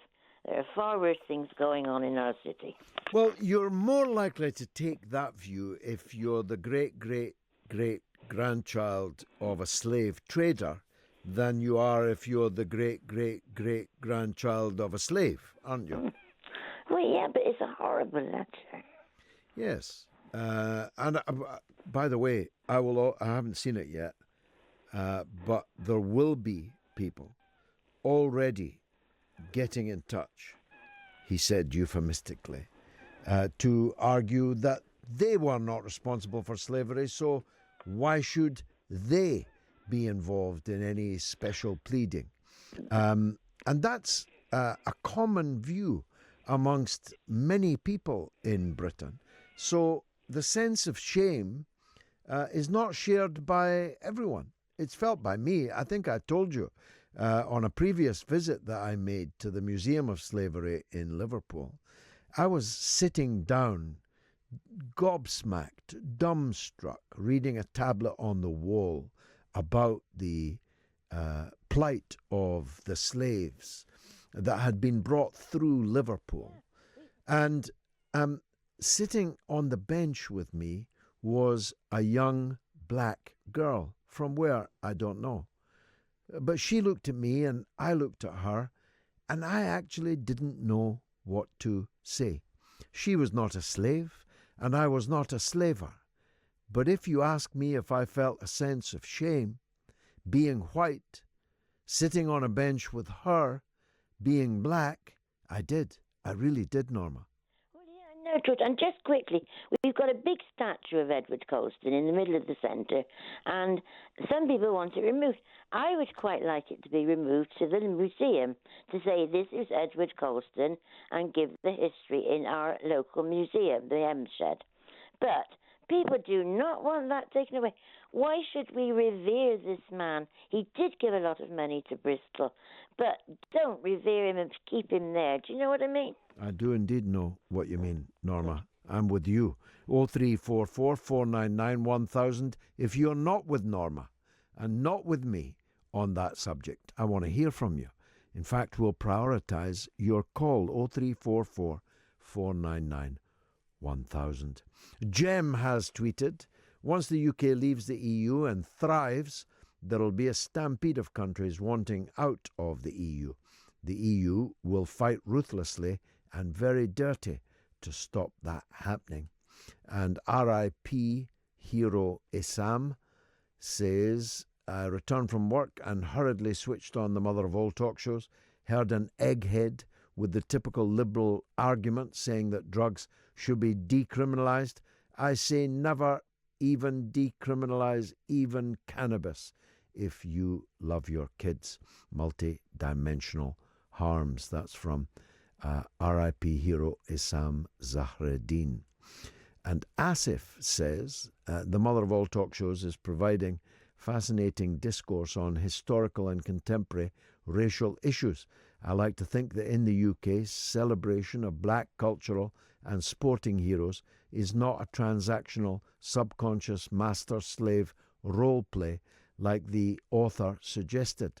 Optimistically, I like to think British society at large is all about embracing vibrant multiculturalism and commonality of human spirit. In America, the NFL's treatment of Colin Kaepernick and the establishment's vilification of this black sporting hero shows what real racial contempt looks like. Thank you, Asif. I did say that the answer was challenging. It was challenging to me, and I shall think carefully about what David said. This is from Mary. There isn't much to help kids on drugs either. My little cousin got a visit to help him. Finally, after his mum had asked for help for years, she brought them into the house and over to his coffin. They were too late. He was one of 3 who died in 1 week. X-Ray Vision says, I hold the mainstream media responsible for giving Theresa May an easy ride at every turn, never holding her to account. And Lizzie says, the Tony Blair, he could be the director of a building company working in Iraq on huge government contract. David Cameron could be a pig farmer. Tim Farron could play a minor role at the Equalities Commission. And Nigel Farage could be a trout farm owner. And Liam says, one of your previous texters was talking nonsense. EU freedom of movement isn't racist, it's reciprocal. A Jamaican will find it hard to live in the UK, just like a Brit would find it harder to live in Jamaica than in an EEA state. Why, Liam? Why so? When the people in Jamaica speak the same language as us. Now, I have traversed an era. When I was first elected to Parliament more than 30 years ago, the internet hadn't been invented. There were no emails, therefore. The fax hadn't been invented. There were no faxes, and faxes have come and they have gone. Some of you don't even know what I'm talking about. Never seen a fax machine. But I used to come into Parliament every morning and be given a gigantic bundle of mail, envelopes, that I would sit down, because in those days we didn't have an office. We'd sit down in the library with a letter opener and open each envelope and take out, of course, overwhelmingly handwritten letters. And I thought I'd left all that behind. And now I just deal with literally hundreds of tweets and emails. But when I came into the studio this evening, there was, for me, a brown envelope. Not that kind of a brown envelope. It was addressed, and it was said in brackets, only to be opened by Mr. George Galloway at the Talk Radio Towers. And inside was a very nicely handwritten letter from Skepton Mallet in Somerset, from which I don't receive a lot of post, from a Mr. Winston Leslie Coolidge. Dear Sir, it is with effort and enthusiasm that I write to you, and I am doing so as I know that you are a man of conviction and clear integrity. The idea I have had is one that would raise our NHS billions of pounds in extra funding, and as you know, this is clearly needed. A few months ago, the Chancellor of the Exchequer announced the possible scrappage of 1 and 2 pence coins in the aim of stopping production costs at the Royal Mint. This would obviously make our lowest coin the 5 pence piece. The idea I have had is to employ a rounding system similar to that of Australia and New Zealand. However, there would be a difference, as in Australia and New Zealand the odd pennies are kept by the shop and the store, whereas the idea I'm suggesting is to have the odd pennies going directly to the NHS. This would simply raise billions of pounds for our health service. The system would be set up so that the shop till registers are programmed to automatically round each item up at the time of scanning. For example, if you buy a drink for 99 pence, the item would get scanned and the register would automatically ring it at an even pound, simultaneously putting a penny onto a data chart in the software that keeps tally of how much money is being kept aside for the NHS. I do realise that there will be certain issues with the proposed idea. However, I have listed answers to the possible reasons that might be used to try and stifle the proposal. The first possible issue would be people claiming that the shops and stores would just round the prices up, thus keeping the pennies for themselves. My answer to this, sir, would be, what big-name store would run the risk of doing this, as it would look vile to the public and damage their reputation? If anything, shops would round down as an advertisement to gain popularity, to look like they are in support of the health service. Another possible issue would be charity collection tins. My answer to this is, firstly, they are gradually disappearing as most charities take direct debit donations.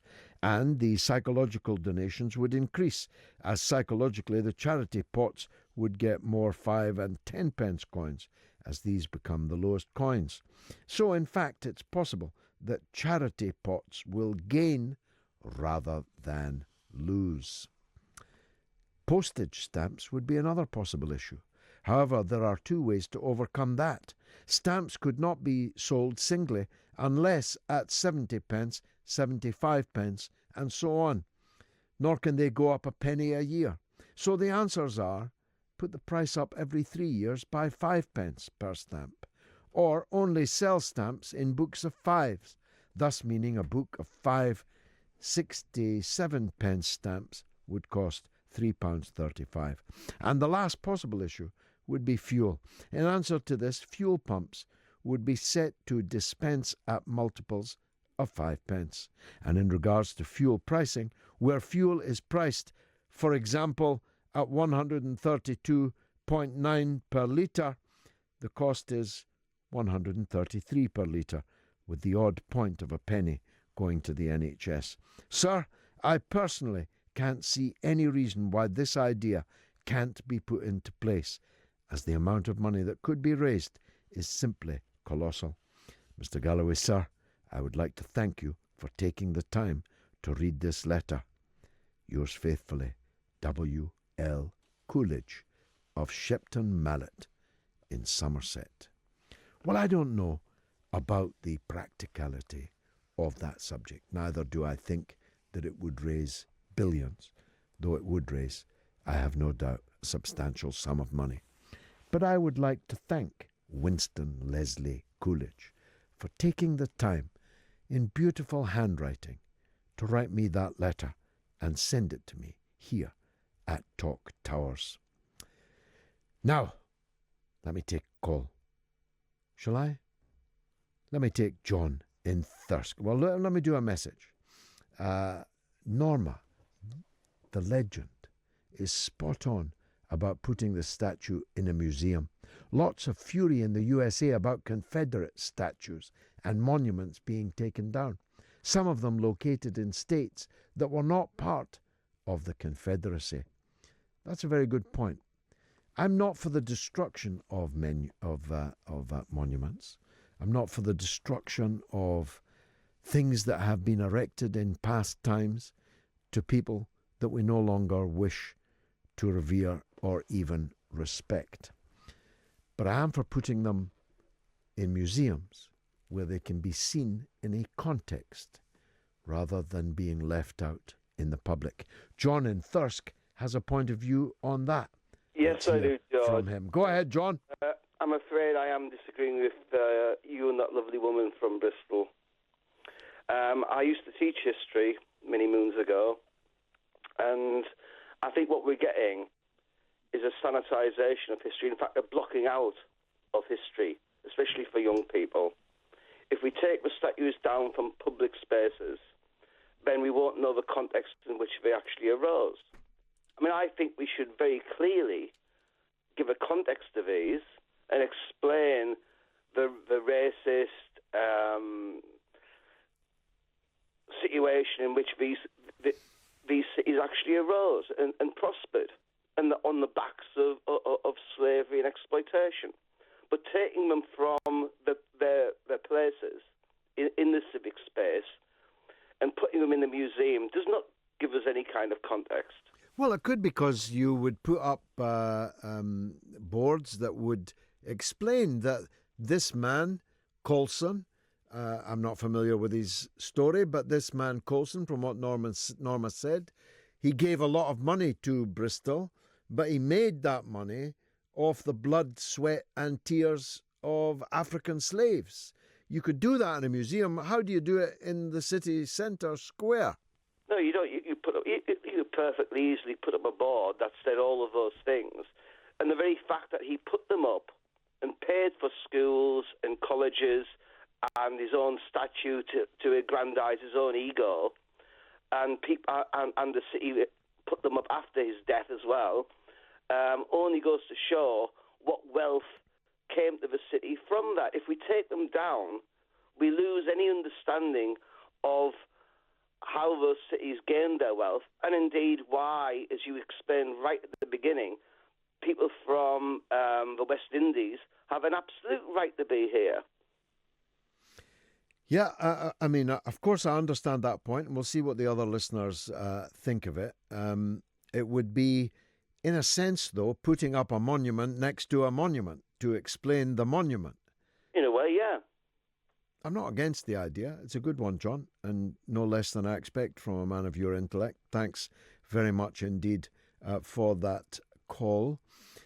Ian Whitt says every police, politician and social service employee who's been involved in covering up these cases should also be jailed.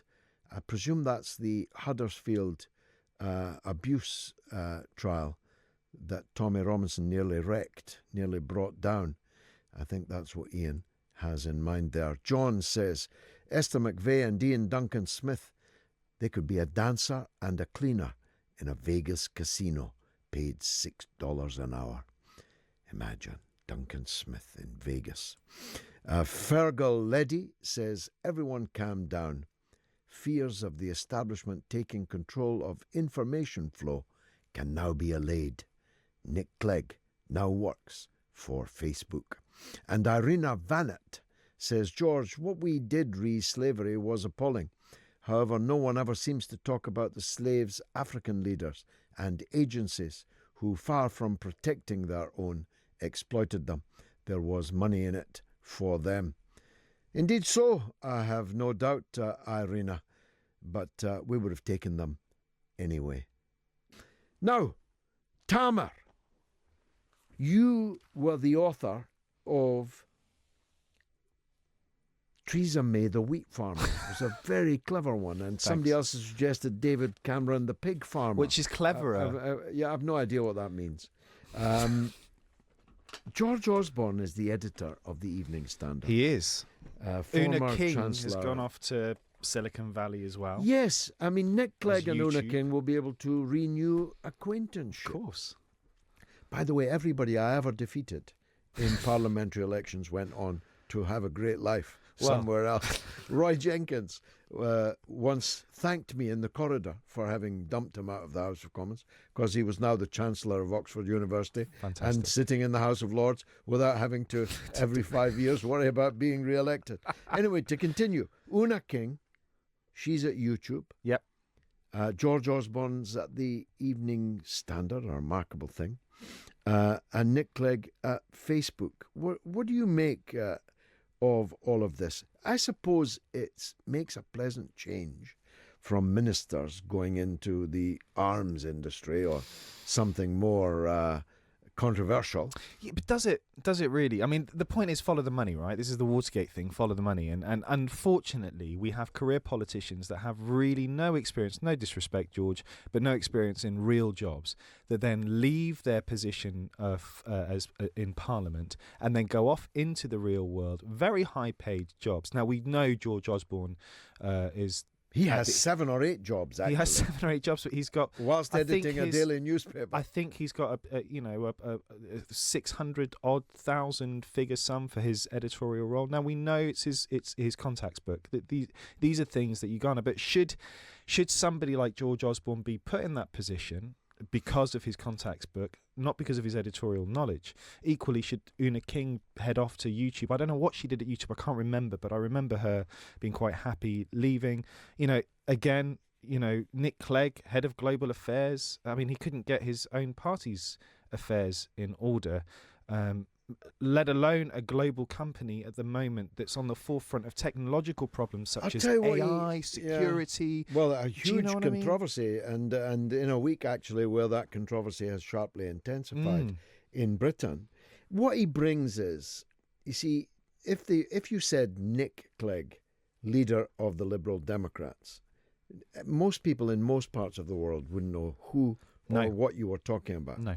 But he was the Deputy Prime Minister of Britain. Yes. And if I'm any judge, that'll be on every script, of course. Everywhere. Of course it will. He'll be introduced all over the Silicon Valley as the former Deputy Prime Minister of Britain, which, of course, is something to be, even if you think he didn't do a great job with it, and I, of course, would be one of those, the position itself is something. But the point if is, you're George, the former Chancellor of the Exchequer of Britain, that's something to be. And it gets you jobs. But where's the qualification is the point, right? It's all fair and well saying that you've had this title, that you're this, that and the other, but I think this is the problem that we have with the current workforce, is that there are people doing jobs that they shouldn't be doing, and they have been in a position of privilege in order to take that job and run with it. And this is an economic and socio-economic and geopolitical problem that we have globally. This is a problem. And why would you cherry pick? Why would you take former politicians to run corporations? I understand it, but I don't agree with it. Well, I don't think it's particularly good. Let me tell you how times have changed, because you're a young man. Well. When Sir Anthony Eden resigned, his successor, Harold Macmillan, asked him what he was going to do now. And Eden, who'd just been disgraced in the Suez affair, said, well, I have had an offer to join the board of a bank, but I don't think it's seemly for the former Prime Minister of Britain to be on the board of a bank. How things have changed. Oh, absolutely. Now, I've got to take a controversial view. Not many of my friends will like this. But the Evening Standard is actually rather a good newspaper. Mm-hmm. It's admittedly one of the only newspapers which I physically pick up because it's free. But the question is, George, before you carry on, and sorry to interrupt you, were you picking up the Evening Standard before George Osborne? I was. I what can't say value has he added? Well, that's a fair point. I suppose what I'm saying, he certainly hasn't made the Evening Standard less good. Well, though he doesn't have any experience to make it any better or any worse, and that's my point. It was an odd choice to make him the editor of a newspaper, because he'd never even worked on a newspaper before. No, I myself have worked on many. He did. He worked on a newsletter at university, I think. If I'm not the mistaken. Bullingdon Club News or something. I think so. Una King, I can see she was a very good communicator, even though I defeated her in an election. She was a very good communicator, always on the telly and so on. I could see why YouTube would hire her. I could see why Zuckerberg has hired Clegg, not for any of Clegg's qualities, but because it's good for Zuckerberg to have on his payroll the former Deputy Prime Minister of Britain. But it's dangerous, George. I mean, we saw what Tony Blair did when he was running up for election. And he managed to get, Britpop artists and stars, and he was trying to get culturally popular people at the time to support him to win that vote. Britannia. Cool Britannia. That's exactly it. Cool Britannia. I think George Michael refused to go on and to kind of get involved. George Michael was a leftist. He would have been taking tea with me. He was very, unhappy with it. But the point that I'm trying to make is that I think we're seeing this pattern repeating. But the worry is that we're not leveraging the Cool Britannia or the people in popular culture that have an influence to help shape government or reform. What we're doing is we're taking the people that know how to run these things and putting them into big corporations. Well, and here's an additional problem. Sir Anthony Eden, Sir Harold Macmillan and so on were old men when they left office. Yes. One of the downsides of electing young men and women to political power is that as they're not going to stay in power for all that long, they will have many years afterwards in which they ply their trade. And that's not something that's going to go away. Theresa May's about the same age as me, so she's an exception. But there are many people, not just in Britain but around the world, who are coming to power at an earlier and earlier age, which has a benefit of vigour. I think it's hugely beneficial. So on. Yeah. But that means they're going to be the ex this or that for many decades, during which they'll have plenty of opportunity to embarrass the country of which they're formerly the ex. I agree, but I also disagree quite vehemently on that point as well, because I think actually if you've decided to make your career politics, right, and you've decided that your ultimate goal is to be in the cabinet, you want to be a minister of some department, okay, why not work up to that? Why can't we take that opportunity? If you've decided that you're going to be a career politician, you have the opportunity to learn. If you're going to be Minister of Health, go work in the health service, go work in the NHS for a couple of years, come back, be minister. Canada does it. Canada's taken all of their cabinet are all ex-employees from a certain industry. So I don't see why we can't do it.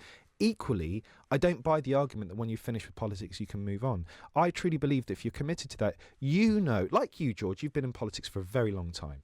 You know the inner workings of politics. There's nobody new that's going to come in and be able to change or dissuade you from a certain way of thinking if you know how politics works. The problem that we have is if we have people coming in for stints of 5, 10, 15 years at a time, doing their shift and then going off and doing something else, then we're in a very transient political democracy. That's a fair point. I mean, Blair walked out on his constituency. Clegg, to be fair, was defeated in an election. Clegg was defeated, yeah. And of course, Cameron ran away. He became a knight.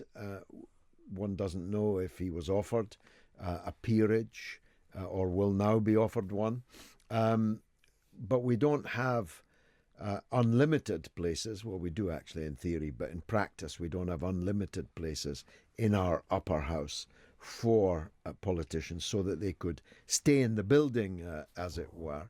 I don't know. I mean, from my point of view, it's all politics. So I write books about politics. I write newspaper columns about politics. I talk on the radio about politics, make television shows about politics, make films about politics. So I don't see any contradiction at all in that.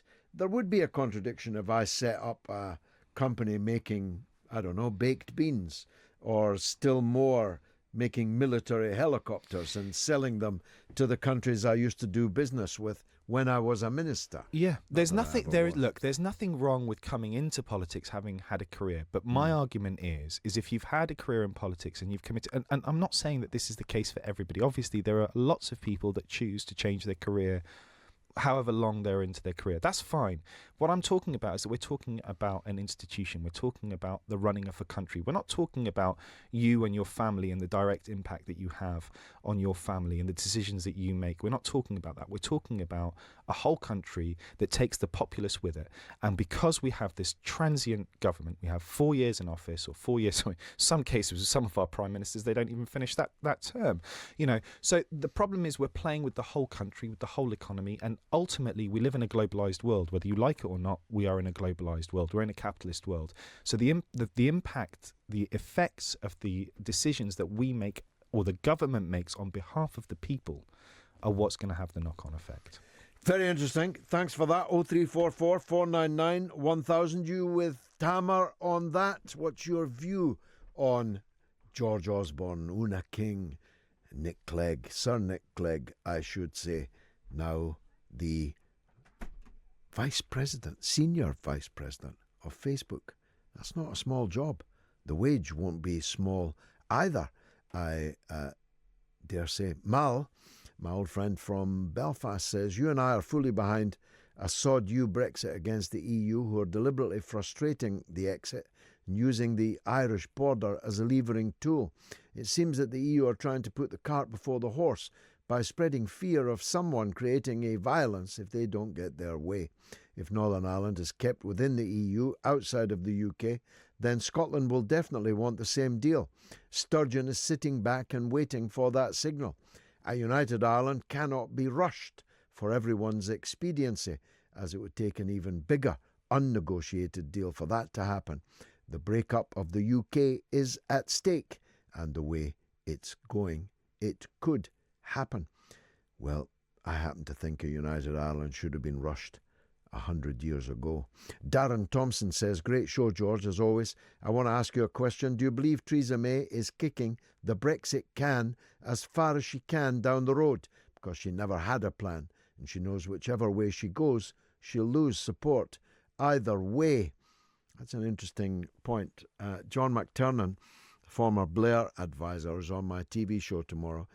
He describes it thus, and it's quite a powerful piece of commentary, actually, that from the point of view of the Brexiteers that are still in the cabinet, they just want to get over the line, get to March, fall over the line, because any referendum that comes up thereafter will be a referendum to rejoin the European Union. And if I may be permitted an opinion, that's a much harder task to persuade people in Britain to rejoin the European Union. In fact, in my view, there's virtually no country in the European Union that would vote in a referendum to join the EU. Speaker for the Dead says, Galloway reporting on Moats on Talk Radio today, the scuttlebutt from his sources at Westminster, indicating that Prime Minister Theresa May will be replaced by former Brexit Minister David Davis within the week without a party election by the Tories. Indeed, I did. Mobile Chicane says the point the last text was making was that a Jamaican would need a visa to come to the UK and vice versa. If a Brit wanted to live in an EU country, they don't need a visa, just like an EU citizen doesn't need a visa to come to the UK because of a reciprocal agreement. Of course, I understand that. It's one of the reasons why I was in favour of Brexit, because I don't believe that it's right that these Commonwealth countries, millions of whose citizens fought in our army in the First and Second World Wars, should be treated so shabbily, whilst the countries against whom we were fighting can come and go here as they please. Lucy Wood says, but don't mess with my wine. I don't think there's such a thing as gateway drugs. People will do what they want to do. The gateway is often a miserable, boring life and needing something to make it feel better. Trouble is, Lucy, it wouldn't feel better for long. Councillor James Ball says Winston has a fantastic idea regarding the 1p and 2p pieces and the NHS. He writes that there's no reason why it shouldn't happen. When you have the Tories in power, reason is never a consideration. And Adam Gary, my old friend, the history boy, says 100% agree about statues. Destruction of any kind just suggests the replacing of one vindictive boss with another vindictive boss. Preserve monuments, and those which are no longer deemed worthy of public celebration should be locked in a glass case. Now, we spoke, if you recall, last week about the fracking issue in some depth, not as deep as the fracking itself, but in some depth. And we talked about the jail sentences that the demonstrators had been handed down by a judge whose family members had connections to the oil and gas industry, a matter which is now under review. The Court of Appeal freed the prisoners and described the sentences they'd been given as manifestly disproportionate. That's quite a serious rebuke for the trial judge, leaving aside all other matters. And the demonstrations, pickets, call them what you will, at the Lancashire fracking sites have intensified. There's no doubt about that. And there's also unconfirmed reports on some news outlets of mini earthquakes, at least I hope they're mini, 4 mini earthquakes in the Blackpool area. And the fracking has only just started. Well, if it was controversial before, it's going to get still more. I was talking earlier to Tamer, who's one of my producers, by the way. He's no more harmful than that.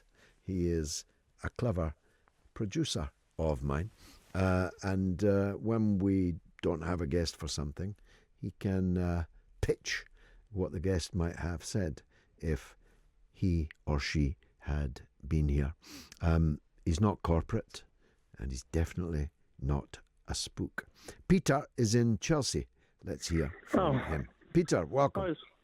Hi, George. It's just about this conversation that goes on every day about how awful white people are and how racist they are. And it's a sort of discrepancy that I was watching a program today about gangs transporting immigrants through South America, like from Africa and from Asia, to get to America. And what strikes me as odd is that the only countries these people want to go to are countries run by white people. That's because they're rich. That's Yeah, because you're phoning me from Chelsea. I'd love to move Yeah. to Chelsea. Not because I like you or I like the local football team, but because Chelsea's rich.